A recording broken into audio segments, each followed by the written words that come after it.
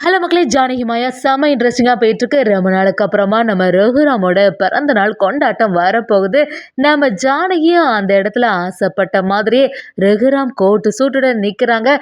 செமையாகவே இருந்துச்சு. அந்த சமயத்தில் நம்ம தனா கொடுக்கக்கூடிய பரிசை ரகுராம் வாங்கிட்டாங்களா, தனாவ மகளா ஏத்துக்கிட்டாங்களா? அதே சமயத்துல புவனேஸ்வரோட சூழ்ச்சி என்னவா இருக்க போகுது? வீடியோக்குள்ள போறதுக்கு முன்னாடி நம்ம சேனலுக்கு சப்ஸ்கிரைப் பண்ணுங்க. அப்படியே பக்கத்துல இருக்க பெல் ஐக்கானையும் கிளிக் பண்ணிடுங்க. அப்பதான் நான் போடுற வீடியோலாம் உங்களுக்கு நோட்டிபிகேஷன் வரும். நம்ம மாயாவும் ரகுராம் கிட்ட, பெரியப்பா உங்க பிறந்த நாள் வரப்போகுதுல, அந்த சமயத்துல பெரியம்மா நீங்க கோட்டு சூட்டு போட்டுட்டு நிக்கணும்னு சொல்லிட்டு ரொம்பவே ஆசைப்படுறாங்க. நம்ம கடையிலேயே அதை தச்சு இல்லாம அப்படி கேட்கும்போது ரகுராமும், என்னப்பா பேசுறேன்னு, இது வரைக்கும் நான் அது போட்டதே இல்லை அப்படின்னு சொல்லிட்டு ரொம்பவே வெக்கப்பட்டு நிற்கும் போது நம்ம மாயாவை விடுற மாதிரி இல்லை. சீனுவும் மாயாவை சேர்ந்து அதை கண்டிப்பா இந்த வாட்டி உள்ள பிறந்த நாள் நல்லபடியா செலிப்ரேட் பண்ணணும். அதே சமயத்துல நீங்க பெரியம்மா ஆசைப்பட்ட மாதிரி கோட்டு சுட்டு தான் போட போறீங்க சொல்ல ஆரம்பிக்கிறாங்க. இதெல்லாம் பார்த்துட்டு இருந்த பார்வதி பயங்கரமா டென்ஷன் ஆகி, நம்ம இங்க ஒரு நிலைமையில இருக்கும்போது இந்த பிறந்த நாள் தான் ஒரு கேடா, இதை எப்படியாவது புவனேஸ்வரி கிட்ட சொல்லணும்னு சொல்லிட்டு புவனேஸ்வரி கிட்ட ஃபோன் பண்ணி நடந்தது எல்லாத்தையுமே சொன்ன உடனே புவனேஸ்வரியும், பார்வதி நீ எதுக்குமே கவலைப்படாத, எப்படி இருந்தாலுமே இந்த செலிப்ரேஷன் நல்லபடியா நடக்காது, நீ ஆசைப்பட்ட மாதிரி இந்த கொண்டாட்டத்தில் ஏதாவது ஒரு செயலை செய்து வச்சிடலாம் அப்படின்னு சொல்லிட்டு புவனேஸ்வரியும் பார்வதியை சமாதானப்படுத்துகிறாங்க. அதே சமயத்தில் நம்ம ரகுராமோட பிறந்தநாள் கொண்டாட்டத்துக்காண்டி எல்லாரும் தயாராகிட்டு வராங்க. நம்ம மாயாவும் சீனுவும் அவங்கள்ட்ட வந்து ட்ரெஸ் அளவு எல்லாமே எடுத்துட்டு எப்படியாவது பெரியப்பாவுக்கு நல்லபடியாக ட்ரெஸ் தைச்சு கொடுக்கணும் அப்படின்னு சொல்லிட்டு கோட் ஷூட்டுக்கான எல்லா வேலைகளும் பார்க்க ஆரம்பிக்கிறாங்க. நம்ம ஜானகியும் தனா கதிரை பார்க்க வராங்க. என்னதுன்னா, நல்லபடியா இருக்கிறியா, கதிருக்கு ஏதாவது வேலை செட் ஆச்சு அப்படின்னு சொல்லிட்டு நம்ம தனா கிட்ட கேட்கும்போது, தனாவும் இப்ப கதிர் நல்லபடியா ஒரு வேலை அமைஞ்சிருக்குன்னு சொல்லியிருக்கான். நம்ம கதிருக்கு அந்த வேலை நல்லபடியாக பிடிச்சிருக்குன்னு சொன்ன உடனே கதிரும், ஆமாத்த எனக்கு நல்லா பிடிச்சிருக்கு, நான் இனிமேல் வாழ்க்கையில் நல்லபடியாக முன்னேறிடுவேன் அப்படின்னு சொல்ல ஆரம்பிக்கிறாங்க. ஜானகியும் தனா கிட்ட வந்து, தனா உனக்கே நல்லபடியாக தெரியும்ல, அப்பாவுக்கு பிறந்தநாள் சீக்கிரத்தில் வரப்போகுது, அதனால் வீட்டில் கொஞ்ச நாளாக நடந்தது எதுவுமே சரியில்லை, சரி குடும்பமே நல்லபடியாக சந்தோஷமாக இருக்கணும்னு சொல்லிட்டு அப்பாவோட பிறந்த நாளை இந்த வாட்டி நல்ல சிறப்பாக பண்ணணும்னு சொல்லிட்டு ரெடி ஆகிட்டு இருக்கோன்னு சொன்ன உடனே நம்ம தனாவும், ஆமாம் எனக்கு ஞாபகம் இருக்கு, எப்படிமா நான் அதை மறப்பேன், அப்பாவுக்கு சீக்கிரத்தில் பிறந்தநாள் வரக்கூடியது எல்லாமே தெரியும் அப்படி சொல்ல ஆரம்பிக்கிறாங்க. தனாவும் ஒரு கட்டத்தில் ஒரு வளையலையும் எடுத்து காட்டி, இங்கே பாருங்கம்மா, இதை தான் நான் அப்பாவுக்கு பரிசாக கொடுக்கலான் இருக்கேன், அப்பாவுக்கு பிறந்தநாள் அன்னைக்கு நான் வந்து நேரடியாக போய் கொடுத்தேன்னா எப்படியும் அப்பா ஏற்றுக்க மாட்டாங்க, ரொம்பவே மனசு வருத்தப்படுவாங்க, அதனால என் சார்பாக இந்த பரிசா அப்பா கிட்ட கொடுத்துருன்னு சொல்லிட்டு ஜானகி கிட்ட கொடுக்குறாங்க. அது மட்டும் இல்லாமல் உனக்கு ஒரு பரிசு வச்சிருக்கேன்னு சொல்லிட்டு உனக்கு ஒரு கொலுசு வாங்கி வச்சிருக்கேன்னு அதையும் காட்டுறாங்க. அதை பார்த்து ஜானகி அப்படியே ரொம்பவே ஃபீல் பண்ண ஆரம்பிக்கிறாங்க. என்னதுன்னா, ஏற்கனவே இருக்கக்கூடிய நிலைமையில இதெல்லாம் தேவையா, பாவம் நீயே ஏற்கனவே கஷ்டப்பட்டுட்டு இருக்க அப்படி சொல்லும்போது நம்ம தனாவும், என்னமா பேசுற, என்னதான் கஷ்டமா இருந்தாலும் உனக்கு பண்ண வேண்டியது எல்லாமே என்னோட கடமை தானே அப்படி சொல்லும்போது நம்ம கதிரும், ஆமாத்தா அவ சொல்றதுல என்ன தப்பு இருக்கு, இதை வாங்கிக்கோங்கன்னு சொல்லிட்டு நம்ம ஜானகி கிட்ட கொடுத்துறாங்க.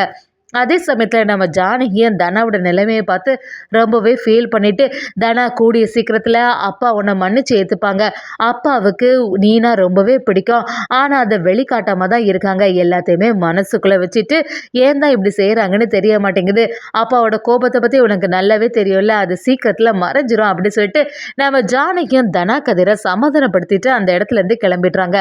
இன்னொரு சைடு பார்த்தீங்கன்னா, நம்ம ரகுராமோட பிறந்தநாள் வருது, அதுக்காக வீடு எல்லாமே நல்லபடியாக டெக்கரேஷன் பண்ணணும்னு சொல்லிட்டு மாயாவும் சீனுவும் சேர்ந்து நம்ம மணி சிவராம கிட்ட சொல்ல போய் குடும்பமே சேர்ந்து நம்ம ரகுராம் கூட பிறந்தநாளை ஒரு திருவிழா மாதிரி கொண்டாடுறதுக்கு தயாராகிட்டே இருக்காங்க.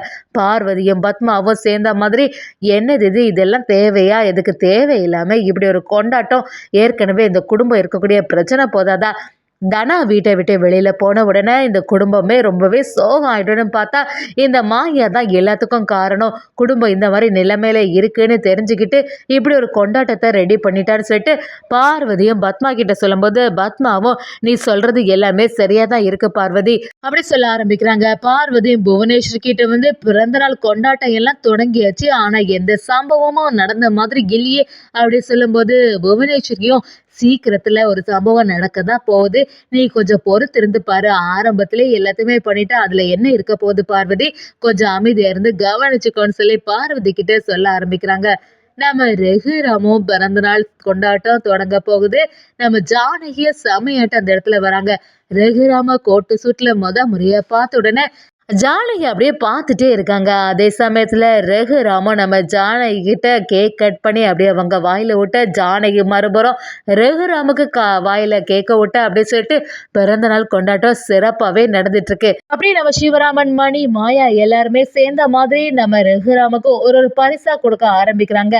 அதை பார்த்த ரகுராமும், இப்ப எதுக்கு எனக்கு இந்த பரிசெல்லாம் அப்படி சொல்லும் போது, இல்ல பெரியப்பா உங்களுக்கு இது எல்லாமே நல்லபடியா பிடிக்கும், எடுத்து பாருங்க அப்படின்னு சொல்லிட்டு ஒவ்வொருத்தரும் ஆசையாட்டு அவங்க கொண்டு வந்த பரிசு எல்லாத்தையுமே கொடுத்துட்டு இருக்காங்க.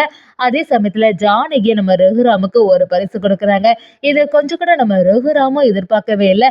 அப்படி கொண்டாட்டம் சிறப்பா போயிட்டு இருக்கும்போது இன்னொரு சைடு நம்ம மாயாவும் எப்படியாவது தனாவுக்கு இந்த கொண்டாட்டத்தை காட்டணும், பாவம் அவ மட்டும் தனியாவே இருக்கா, இந்த குடும்பத்தை சேர்ந்தவ தானே, அவளும் இதை பார்த்தா சந்தோஷப்படுவாள்னு சொல்லிட்டு நம்ம சீனு கிட்ட சொல்லும்போது சீனு மாயா சேர்ந்து நம்ம தனாவுக்கு வீடியோ கால் பண்றாங்க. தனாவும் வீடியோ கால் மூலமா இங்க நடக்கிறது எல்லாத்தையுமே கவனிச்சிட்டு வராங்க. அப்பா கோட் சூட்டோட நல்லா இருக்காங்கல்ல கதிர் அப்படி சொல்லிட்டு கதிர் கிட்ட சொல்லும்போது, கதிரும் ஆமா தனா இப்பதான் நான் முறையா பாக்குறேன், பாத்தி நல்லதான் இருக்குன்னு சொல்லிட்டு நம்ம கதிரும் தனாவும் சேர்ந்து அங்க நடக்கிறது எல்லாத்தையுமே கவனிச்சிட்டு வராங்க. நம்ம ஜானகியும் ரொம்பவே சந்தோஷமா இருந்துட்டு இருக்காங்க. ஒரு கட்டத்துல மாயாவும் தனா ஒரு பரிசு கொடுத்து விட்டுருக்கா அப்படின்னு சொல்லிட்டு நம்ம ரகுராம் கிட்ட சொல்லும் போது ரகுராம் ரொம்ப தயக்கத்தோட இருக்கிறாங்க. ரமணி பாட்டியும், எதுக்குப்பா நீ யோசிச்சுட்டு இருக்க, பாவம் உன்னோட பொண்ணு தனாவுக்கு மேல உனக்கு எவ்வளவோ பாசம் இருக்கு, அது எதுவுமே நீ வெளிக்காட்டாம இருக்க, அவ ரொம்ப ஆசையா பார்த்து பார்த்து உனக்கு ஏதாவது வாங்கிட்டு வந்திருப்பா, அதை ஏத்துக்கோ அப்படின்னு சொல்லிட்டு நம்ம ரகுராம் கிட்ட சொல்லும் போது தனா எப்படி பார்த்துட்டு இருப்பாளோன்னு சொல்லிட்டு ஒரு தயக்கத்தோட அந்த இடத்துல நிக்கிறாங்க. ஆனா நம்ம ரகுராமுக்கு மனசுல தனா என்ன பரிசு கொடுத்திருப்பா அப்படிங்கிறத தெரியறதுக்காண்டி ஆசையாவே இருக்குது. அந்த இடத்துல எல்லாருக்கும் முன்னாடி வெளிக்காட்டாம இருந்தாலுமே நம்ம ரகுராம் அந்த பரிசை ஏத்துக்கிட்டாங்கன்னு சொல்லலாம். அதுல இருக்கக்கூடிய வழியில பார்த்த உடனே அப்படி ரொம்பவே மெய் சிலிர்த்து போயிடுறாங்க. என்ன நம்ம பொண்ணு தனா நமக்காக இப்படி ஒரு வலையில கொடுத்து அனுப்பியிருக்காளே அப்படின்னு சொல்லிட்டு பார்த்து தனாவை நினைச்சு ஃபீல் பண்ண ஆரம்பிக்கிறாங்க. தனா எப்படி வாழ வேண்டிய பொண்ணு, பாவம் அந்த கதிரை மேரேஜ் பண்ண போய் இவ்வளவு கஷ்டப்பட்டுட்டு இருக்காளே அப்படின்னு சொல்லிட்டு நம்ம ரகுராமும் ரொம்பவே வருத்தப்பட்டு அந்த வலையில தன்னோட கையில போடுறாங்கன்னே சொல்லலாம். அதே சமயத்துல இன்னொரு சைடு பாத்தீங்கன்னா பார்வதியும், என்னடா எந்த சம்பவம் நடந்த மாதிரி இல்ல, தனா கொடுத்த பரிசுனால இந்த வீட்டுல ஒரு பெரிய பிரச்சனையே வரும்னு பார்த்தா இப்படி புஷ்ன்னு போயிட்டே அப்படின்னு சொல்லிட்டு பார்வதி யோசிக்கும் போது பத்மாவும் பார்வதி கிட்ட, நீ என்ன யோசிச்சேன்னு எனக்கு நல்லாவே தெரியும் பார்வதி, எப்படியாவது இந்த இடத்துல அண்ணன் தனா கொடுத்த பரிசை வாங்கியிருக்க மாட்டாதுன்னு நினைச்சேன், பெரிய பிரச்சனை வரும்னு நினைச்சேன், அது எல்லாமே மாறிட்டு பாத்தியா, அண்ணனுக்கு இன்னும் தனாக்கு மேல பாசம் இருக்கதான் செய்து, என்னதான் அவ பண்ணாலும் அதை ஏத்துக்கதான் செய்யறாங்க போல, தனா இவ்வளவு பெரிய துரோகத்தை பண்ண பிறவும் அண்ணன் அவகிட்ட பாசமா தானே இருக்காங்கன்னு சொல்லிட்டு பத்மாவும் பார்வதி கிட்ட சொல்ல ஆரம்பிக்கிறாங்க. நம்ம புவனேஸ்வரி என்னதான் சூழ்ச்சி பண்ணாலும் அது எல்லாமே நம்ம மாயா அந்த குடும்பத்துல இருக்கிறது வரைக்கும் நடக்காதுன்னே சொல்லலாம். ரகுராமோட பிறந்தநாள் கொண்டாட்டம் சிறப்பாகவே நடக்குதுன்னே சொல்லலாம்.